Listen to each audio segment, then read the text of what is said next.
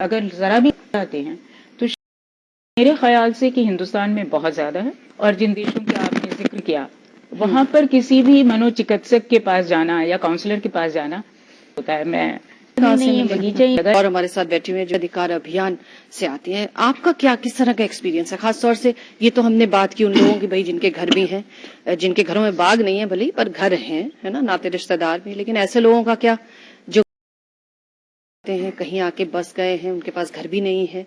ऐसे लोगों में अगर ये अवसाद और तनाव जैसी चीजें हैं तो उनका भला कौन उनको पूछेगा? सबसे पहले तो ये कहना चाहेंगे कि अंश को समझने गए हमारे साथ जनता जनार्दन बैठी हुई है, आइए उनकी राय भी ले लें।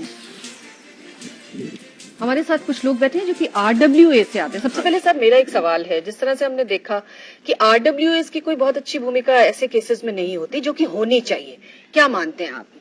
बताइए। इसमें आरडब्ल्यूए की बहुत ही भूमिका हो सकती है, क्योंकि मेन जो डॉक्टर साहब ने कहा है मेडिकल जो है वो स्ट्रांग होने चाहिए। हमने तो अपने ब्लॉक्स में अपने एरिया में सर्व कर रखा है, हर एक की कोई सब आते हैं, ऐसे प्रॉब्लम आते हैं, डिस्कस करते हैं, हम मीटिंग बुलाते हैं।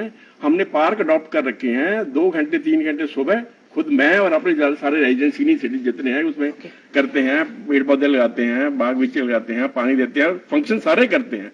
और इसकी उनके घर में जाके वो हमें प्रॉब्लम ऐसे बताते हैं, लोगों से कनेक्ट करते हैं, लोगों से अधिकार में बराबरी भी कर रही हैं, लेकिन इस तरह के जो चीजें हैं वो भी उनके साथ उतनी हो रही हैं।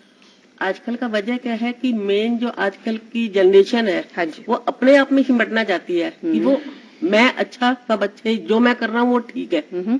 तो मतलब बड़ों की माननी नहीं बात।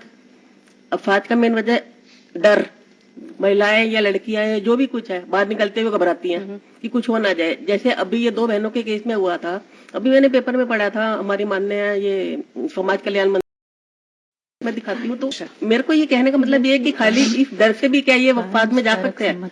जी, जिस तरह की असुरक्षा की बात करें, मतलब असुरक्षा कई लेवल की हो सकती है, फाइनेंशियल हो सकती है, शारीरिक हो सकती है, 10 तरह की। क्या आपको लगता है इस तरह की चीजें भी ऐड कर रही हैं कि लोग जो है अपने घरों में सिमटे हुए ज्यादा रह रहे हैं? मैं नहीं सोचती कि कोई एक कारण होता है अवसाद में जाने का। अकेलापन सबसे बड़ा कारण होता है। अब किस तरह का अकेलापन, वो क्यों आया अकेलापन, वो बुढ़ापे में आया या वो आपकी अपने आप में बड़ी बेसिक चीजें सामने आ जाती हैं। सबसे पहली बात तो ज्वाइंट फैमिली अपने आप में एक मिथ है।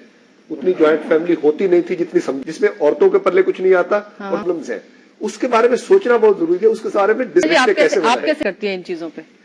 नहीं, ये बात ठीक है कि जॉइंट फैमिलीज में कहीं न कहीं कोई न कोई खास मार हुई तो कोई उसको स्वीकार नहीं करता। ये सबसे बड़ी दिक्कत है कि कोई उसको स्वीकार नहीं करता। मानसिक बीमारी के प्रति इतनी ज्यादा हमारे अंदर समझ नहीं है कि कुछ भी वो हो रहा तो उसको उसकी गलती मानते स्वीकार नहीं करते। सब किस तरह की महिलाएं ज्यादा पहुंचती हैं आपके पास, वो जो जॉइंट फैमिलीज में रहती हैं या वो जो